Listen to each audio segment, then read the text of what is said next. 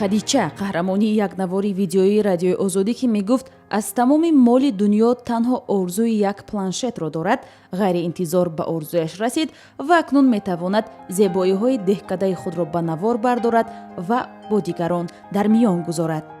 ман ба ин планшет баҳор мешавам, ман наврӯзиро ба ин сиёнка мекунам.